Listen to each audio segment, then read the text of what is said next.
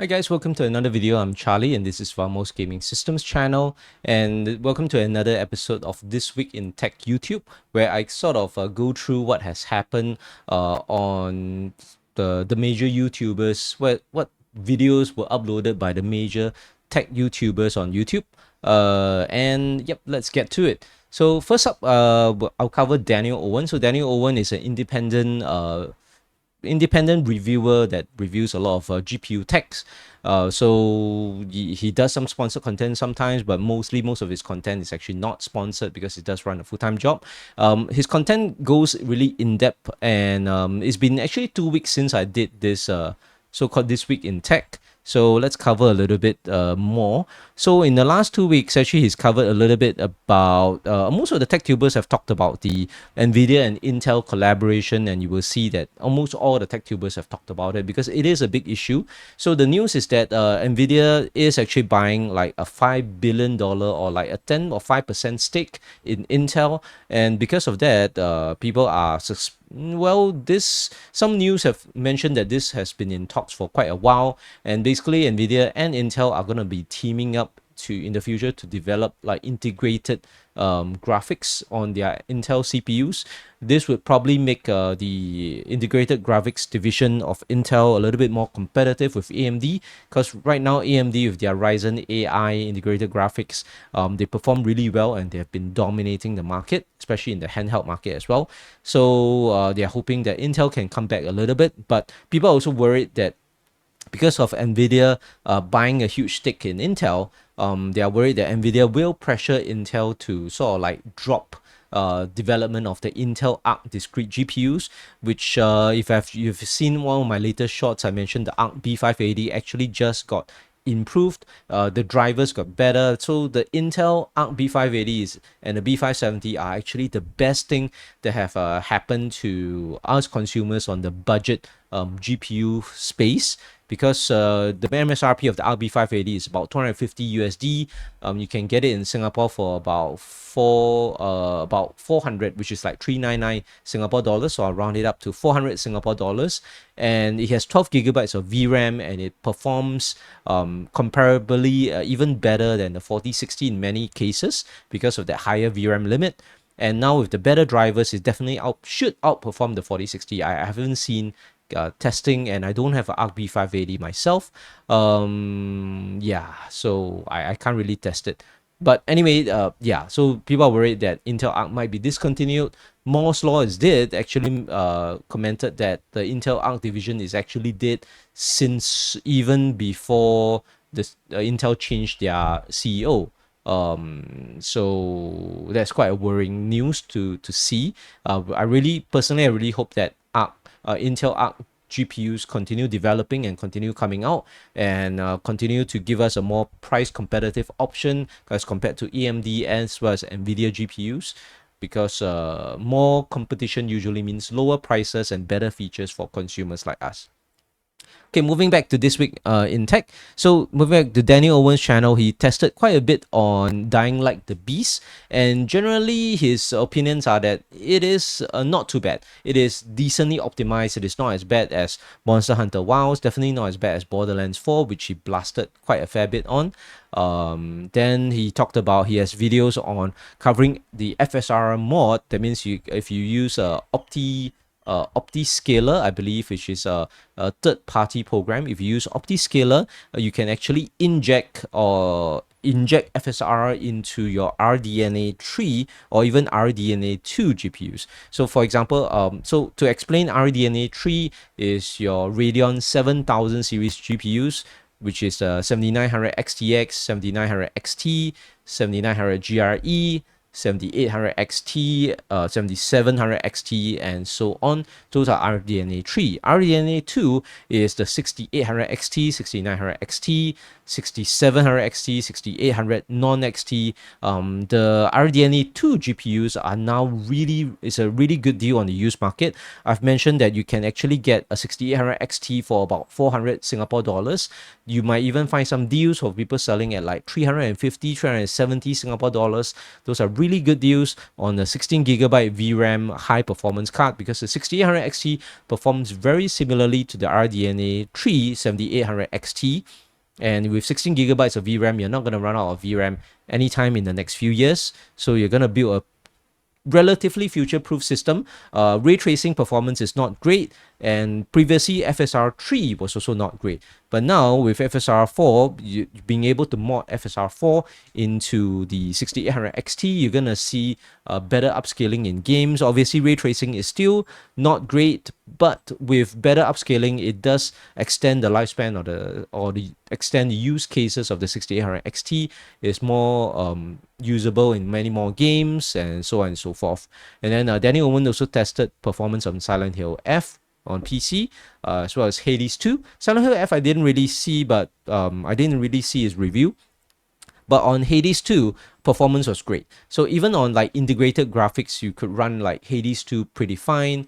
Then he has a video on the best pre-built, the best value pre-built that he has seen. I haven't seen this video as well, because many of these pre-builds are only available in America and obviously not in Singapore, which the pre-builds, we have our own pre-built companies here in Singapore. And then EMFM, this GPU news, usually it's just a compilation of GPU news.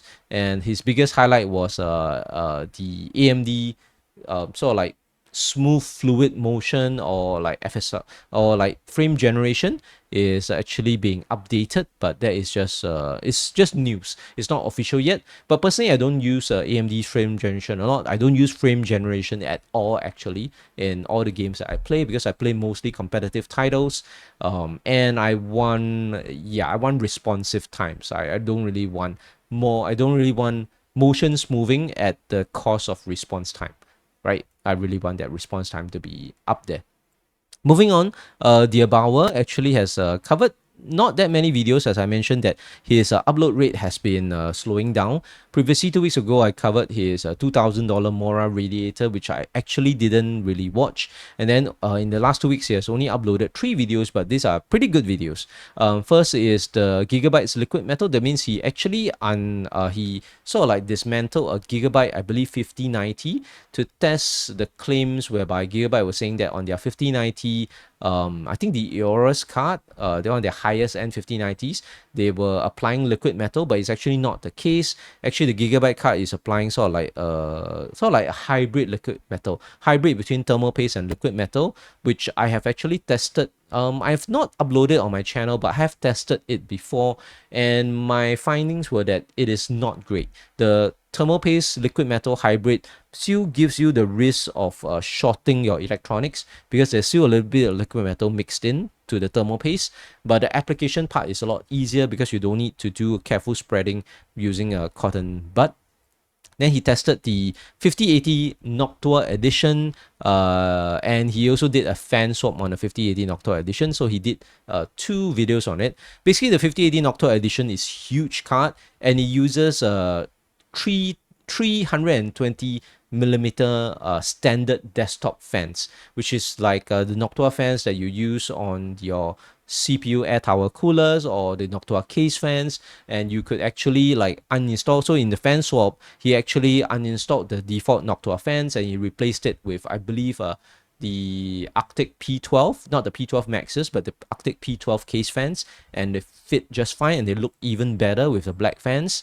Performance was exactly identical to using the Noctua fans, because the larger heatsink on the Noctua 5080, as well as probably the heat pipe design and so on, was really good.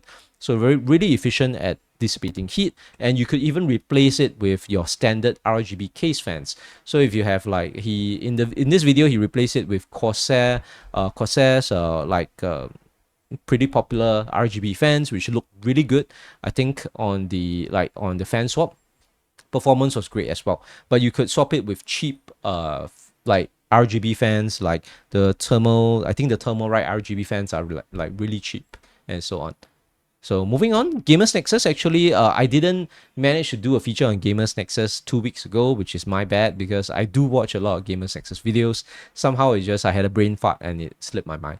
So anyway, Gamers Nexus, the good news is that Gamers Nexus actually reinstated their AI black market GPU Ultra documentary, which is a 3.5 hour long masterpiece of a documentary that covered how China was actually smuggling in 5090s and high-end GPUs from the US, going through channels like Singapore, which I stay in, and that is actually, yeah, it's actually quite a well-known fact right now. Like, I have been aware that Singapore actually, like, of people have been smuggling like GPUs through Singapore. They buy it from US, they ship it to Singapore, and then somehow maybe they dismantle it and they ship it over to China. Because even on the carousel used market, I have seen listings of PCB-less 5090s. That means people are selling 5090 MT PCBs. No, I mean die-less 5090s.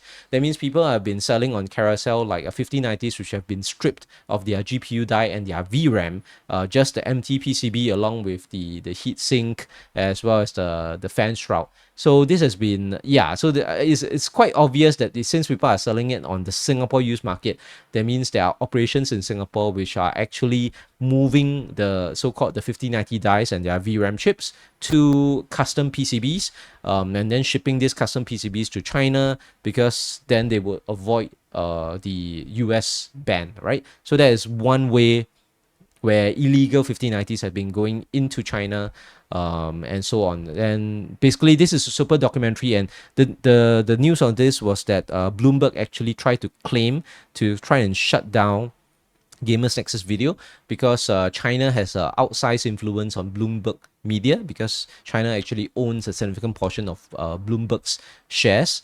And yeah, then Gamers Nexus claimed it, and Bloomberg couldn't offer any, like, didn't raise any official legal issue to YouTube. So Gamers Nexus won the counterclaim and they managed to get their video back on their channel, which is great. So please watch it if you're interested. It's a fantastic masterpiece of a documentary. Then next up, Gamers Nexus did a lot. So basically, they covered a little bit about Razer, about how it's oh, this is from 1 month ago. So I'm gonna like fast forward it from the last 2 weeks. 2 weeks ago, so they did a YouTube copyright strike. So following their reinstatement of the AI, what's the title again?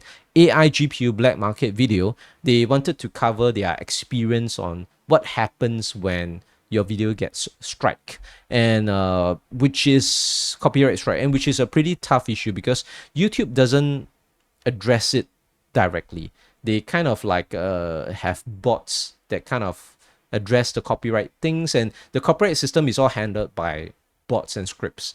So people who can just create like blank channels for like no money at all, they could actually just copyright strike major channels and earn money from there by copyright striking and or demonetizing, or just as an attack vector to like demonetize the channel, try to take a channel down, or to just prevent revenue from going to the major channels.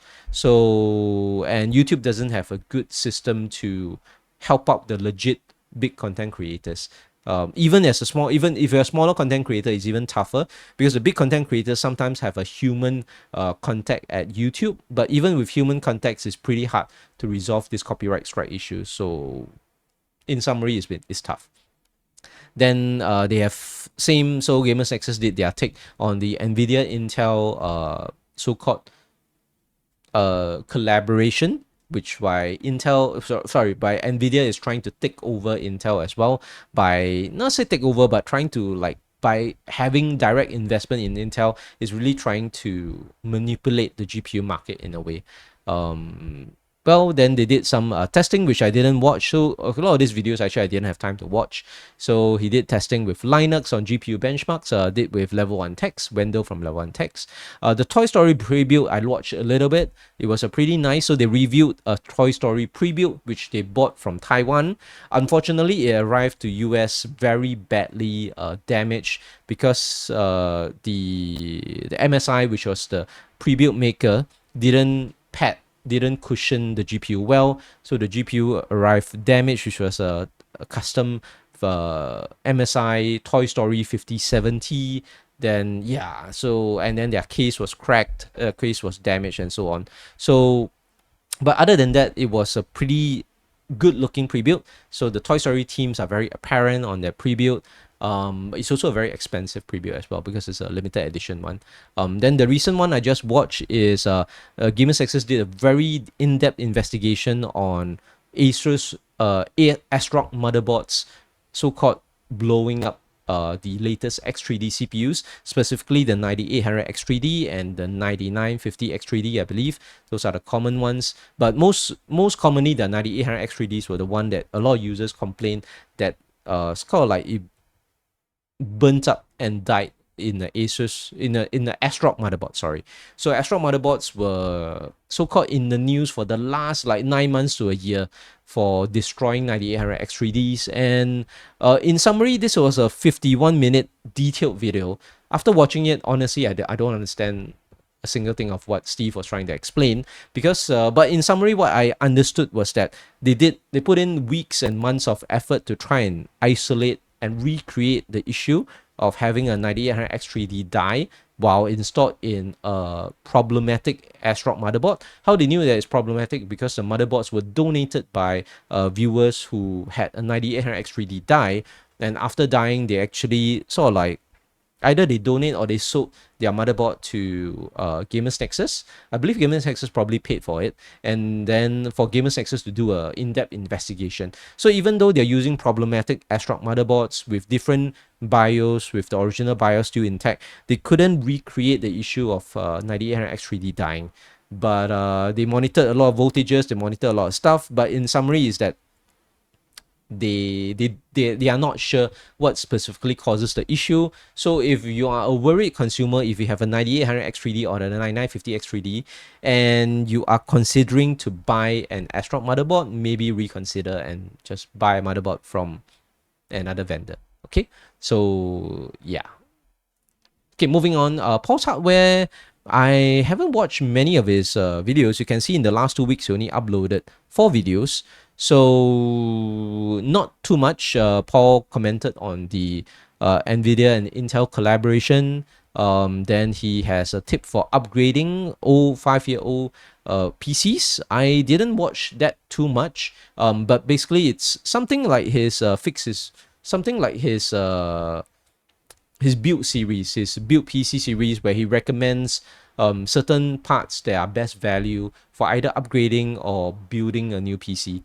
Then after that, he talked about the NVIDIA, like, it's in tech news. So after that is his standard Pulse Hardware tech news, where he talks about several various topics.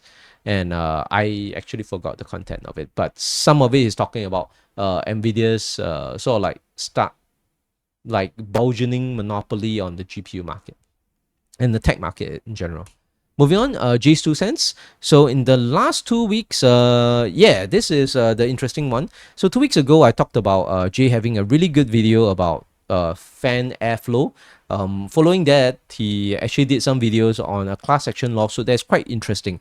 So some guy in US has sued Corsair for stating incorrect RAM speeds on Corsair performance RAM. So basically, Corsair, this is the same for any RAM manufacturer, is that the RAM actually comes at a default speed, which is, I believe, DDR5 should be 4800, and it will state on the box that you can overclock it using XMP or using AMD's Expo to overclock to their advertised timing of, let's say, 6000 CL30, for example. But you have to manually overclock this because it is not enabled by default on motherboards, and it is not enabled by default on the RAM stick. Because, yeah, so overclocking has to be done on the motherboard level, BIOS level, and obviously Corsair, as well as other RAM manufacturers like Team Group and so on, cannot control what motherboard settings we have, right? Because motherboard settings are controlled by motherboard vendors.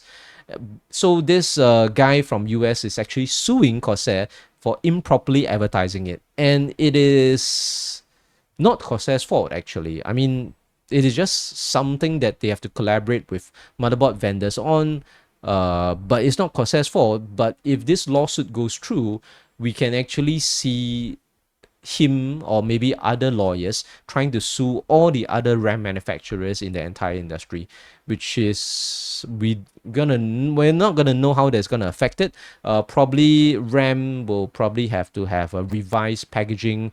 They have to revise on how they advertise their maximum RAM speeds and so on. Moving on, the JayTwoCents also talked about Nintendo. So Nintendo actually, well, I think they patented a system whereby any game which has a mount that if you have mount that is flying to land, basically Nintendo patented it, and that it's problematic because a lot of classic games and modern games, even classic games like World of Warcraft, have a flying mount that can land. So since Nintendo's patent passed, does it mean that Nintendo can sue Blizzard as well as sue other companies for their old games or even their new upcoming games? And then they could also sue upcoming smaller companies, right? So Pocket Pair, which made Power, is actually the obvious target of their patents. They're trying to sue Pocket Pair. But they also that patent is a blanket patent. It's very all-encompassing, so it can actually cover many things. So many other companies are also at risk of this. Okay, maybe let me move myself a little bit. Maybe I can just move myself smaller so that I don't cover the videos. Okay, moving on, Windows 10. So Jason talks about Windows 10. So Windows 10 is at end of life. That means Microsoft is saying that they will not provide updates to Windows 10, I believe, after this month, October or something along the lines. So Windows 11 is the only official version that is supported by Windows updates. So he talked about what's going to happen if you're still on Windows 10, and what if you have a Windows 10 like a business license. What if you are a big hospital or government organization that's running on Windows 10. Technically they can sort of like purchase support from Microsoft, so that Microsoft still sends them Windows 10 security updates. He talked about a particular AIO. I believe this is the Corsair or something AIO. He sort of like in his video and in his title, he's talking about how affordable this AIO is. But a lot of the comments in the video has actually sort of like fought back or fired back, that saying that actually the Arctic AIO series, so I think the Arctic Liquid, I forgot the exact name, Arctic Liquid something. But anyway, the Arctic AIOs are really good, and they're actually also really affordable if you buy the non-RGB version. And also Thermalright has really affordable options in AIOs as well. So somehow Jay doesn't mention those competitors, even though the Arctic one is very well known for being really good. These two videos I think are probably very similar. This one I'm not too sure, I haven't watched this, but this is a video he covered with he's covering a product, but I'm not sure whether he was sponsored for this video or he did it voluntarily. Basically he's covering a emulator, which is sort of like a small Raspberry Pi that emulates a lot of old games. Then there's this video he is explaining about PCIe lanes, which was a really good video. So he's explaining how when you have, let's say, a Gen 5 NVMe SSD, which is coming down in price, so Gen 5 is becoming more popular, and you have also a Gen 5 GPU, for example, you're running a 5090 or 5080, then when you actually plug in your Gen 5 NVMe SSD into the first slot, people are noticing that their PCIe lanes on their GPU actually gets cut in half from X16 PCIe 5 to X8 PCIe 5. That's because actually the CPU doesn't have enough PCIe Gen 5 lanes to share among the NVMe SSD for giving X4 Gen 5 to the NVMe SSD, at the same time giving X16 Gen 5 to the GPU.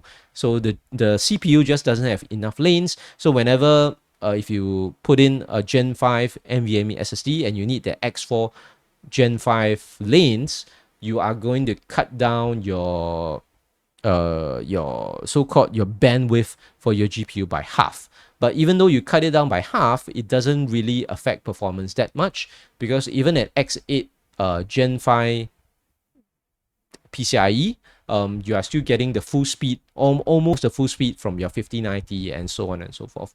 So it's just a video to educate the general audience, so it's really good. And yeah, I didn't even know about it until I watched his video, so really educational video. Moving on, Linus Tech Tips. What did they upload in the last 2 weeks? Quite a lot. And I actually don't watch a lot of their content. Weirdest PC Parts was pretty fun, but it's basically a few of his staff members were like comparing what's their best and cheapest PC parts that they found on AliExpress, and then the one that won the most votes was actually a Wi-Fi 6E adapter. That means if your computer doesn't have a Wi-Fi 6E, there's a Wi-Fi 6E sort of like a PCIe adapter that you can get Wi-Fi 6E for cheap. Other than that, this one I didn't watch, so I can't tell. This is also members only reacting to the iPhone Air. This was a pretty fun one. They actually sort of like disassembled a H200, which is a high performance AI GPU from Nvidia. So the H200 is somewhat new and it costs like 30,000 USD. So Linus Tech Tips didn't get to buy it. They actually borrowed it from someone else, I don't know who, and they sort of like disassembled it, and yeah, and they did some testing on it. So in summary, I don't think it can game. Wait, can it game? I forgot. If you like to know, then click on the links. So anyway, all the links to all these channels are in the description below. You can click on the link for Linus Tech Tips and go and watch the video directly. I forgot whether they tested whether it can game, but in AI is phenomenal, right? But I don't know whether it can game. So the other two videos I actually didn't watch it, so I can't say. Moving on, Hardware Unboxed, our benchmarkers from down under in Australia, did pretty good videos. So in the last 2 weeks, after they finally upload, I talked about it where they were going to upload a Borderlines 4 optimization video. So they did. They uploaded optimization video for that. Then they talked about the price difference between the 7800X3D and the 9800X3D, because in the US the 7800X3D is now selling for about 350 USD, and I think compared with like 400 to 450 USD for the 9800X3D, the 7800X3D is a really good deal because you only lose about 10% in terms of FPS at 1080p. Then if you up the resolution at 1440p, you lose even less, and at 4K I think there's no difference at all between the two CPUs. So actually the 7800X3D, which is what I have in my main build, is actually a really good value buy right now when it's cheap. That is if you are in the US. In Singapore, I believe 7800X3Ds, you should be able to get it brand new for about 450 to 500. I think the techyard.com actually has them. Let me the techyard. So the techyard.com probably has 7800X3Ds. Let me do a search. Yep, at $440. So this is brand new from the techyard.com. Obviously, since it's from the techyard.com, which is backed by Aftershock, they are going to have their warranty. So about 440 Singapore dollars. If you compare with the 9800X3D, the techyard.com is selling at 638. So there is a good 200 Singapore dollars. So 200 SGD price difference between the 7800X3D and the 9800X3D, and you are only getting maybe a 5 to 6% difference if you're gaming at 1440p in terms of your FPS. If you're gaming at 1080p, I don't know why you want to buy such a high expensive CPU, right? Maybe you are a pro gamer that has a 1080p 540 Hz refresh rate. So if you're that hardcore of a gamer, then yeah, get the 9800X3D because you need the best of the best. But if you're not a pro gamer, if you're a budget gamer at 1080p, you probably can do fine just saving money and going for a 7500F, 7400F from AliExpress, or a 7600 bundle from some of the Singapore retailers. So basically if you're gaming at 1440p and 4K, 7800X3D is actually a really good deal. Moving back to Hardware Unboxed, they talked about best 300 GPUs comparing the Radeon 9060 XT 8GB to the 5060. And actually, they also did a latest update on the Arc B580, which was just uploaded yesterday. So actually, the Arc B580 has seen driver improvements since August, which is only like now is, as of recording, it's 1st October in Singapore now. So that means just a short 1.5 months ago, Intel actually has released improved drivers for the Arc B580, which I will assume will apply for the Arc B570 as well, which actually solves the CPU overhead issue for many of the games that was tested by Hardware Unboxed, which means the Arc B580 at about $250 US MSRP actually performs better than before. It's still not near the performance of the 9060 XT 8GB, but it is competitive, especially at a cheaper price. Then, as usual, same like all the tech tubers, they had a Q&A series. Hardware Unboxed has a Q&A multi-part series that they do multiple, at least like 3 videos per month on it, where they answer questions posed by their commenters on YouTube, as well as their members and their Patreon members on their Discord. So they talked about the Intel NVIDIA team up. Then they also have a video that also in the Q&A series, they talked about whether people should be waiting for the 5000 Super Series, which is actually rumored to be only launching next year, middle of next year, so about 2026, probably April to June, the second quarter next year. So it is quite a long wait. Like right now, we are in the final quarter of 2025, so that is a possibly anywhere from like 6 months to 9 months wait for the 5000 Super Series. My personal advice is that, well, if you need a GPU, you should just buy whatever is available now. Go for the best value GPU that you can afford with your budget right now.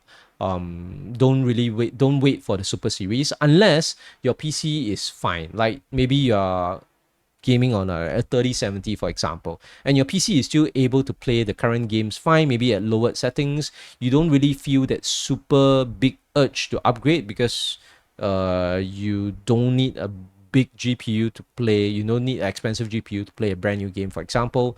You're okay with you're just gaming on that older GPU.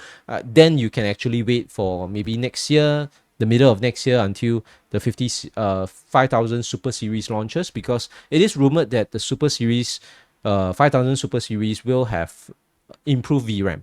So bigger amounts of VRAM, especially like the 5080 with 16 gigabytes of VRAM, is really bad value for that range of a graphics card, that performance range. So it is rumored that the next 5080 Super is going to come with 22 gigabytes of VRAM, which is really good. So if you are able to wait, if you're not in a rush to upgrade your GPU, then maybe you should wait for next year for the Super Series from NVIDIA. Then they talked a bit about Borderlands 4 performance, why it was so bad compared to Borderlands 3. This one I didn't really watch it because, well, obviously the game is on different engines and so on. Then another Q&A series, they talked about whether the RDNA 4 sales were fake news, because I myself have reported that in Singapore, when I talked to a employee at Dynacor, that was 3 or 4 months ago. 3 or 4 months ago, when I talked to him when I bought my 9070 XT, he was telling me that the 9000 series AMD cards were outselling the NVIDIA 5000 series cards 3:1 at their particular shop. So they were seeing strong demand and strong sales for the AMD 9000 series card. And so Tim and Steve from Hardware Unboxed have reported that they talked to Australian retailers, Australia retail like sellers for PC parts, and in Australia it is the same as well, whereby AMD is at least outselling their NVIDIA counterparts 2:1. So definitely in Singapore, I think AMD is probably outselling NVIDIA because it is pretty good value to buy a AMD 9000 series cards compared to buying the NVIDIA ones. In Australia, it's the same thing as well. But in US, it's a different story, because in US, somehow the MSRP or the price for the AMD 9000 series cards is way worse compared to the NVIDIA 5000 series. So I believe in US, probably more people are buying NVIDIA cards because it's priced cheaper. Yeah, and they talked about it in much detail, but in summary is that nobody can get really accurate information on what is happening. Like only AMD and Nvidia will know the actual numbers, and they're not going to disclose it, but they do disclose in their quarterly earnings that, oh, we have earned how many percent more in terms of our gaming revenue. And AMD in their quarterly earnings have reported stronger gaming revenue, which means that they are selling more gaming cards, which is not only just the 9000 series. Obviously, you add into their PS5s and you add into their integrated graphics for their handheld and so on. It's all under their gaming section. So AMD has seen stronger sales. Nvidia, I think, has also seen, I don't know, actually improved sales, maybe, not sure. And then their latest video is the RP 580, which I've already covered. So if you're interested in the RB 580, now is the best time to buy one. And if you have a RB 580, go and update your drivers, because you will see free performance from upgrading your drivers. Finally, TechSCity, I didn't cover him 2 weeks ago. TechSCity is one of my favorite content creators from Australia as well, because he covers a lot of budget builds. Personally, I think he makes his full-time income from YouTube, as well as he also sells his PCs that he builds. So he actually gets used parts, cleans them, reassembles them into working pre-builds, and then he sells them for reasonable prices in Australia, and he makes a profit of flipping PCs in that way. So as usual, the last 2 weeks he talked about more of his these are the videos that I like from him, whereby he talks about like really good deals, how to get really cheap PC parts, either used or from AliExpress and so on, and then how is their performance in games and so on. And so more of that content that I like under $400 gaming PC. I believe this is under 400 USD gaming PC. Then he has a roundup on Thermalright cooler, which I didn't watch. Then as same with all tech tubers, they talked about the Intel as well as Nvidia collab. Then more used PC parts and so on. So actually not too bad. He also has a video about Borderlands 4 versus 3. I didn't watch it as well, because there's so much content on tech YouTube that not even I, who is a serious fan of all these channels, have time to watch all their videos. Okay, so that's it for this week on tech YouTube. And if you like this kind of roundup videos, please give me a subscribe, because and comments, so that I know that you like this kind of videos. These videos are useful to you, then I can do more of them. And we'll see you guys in the next one.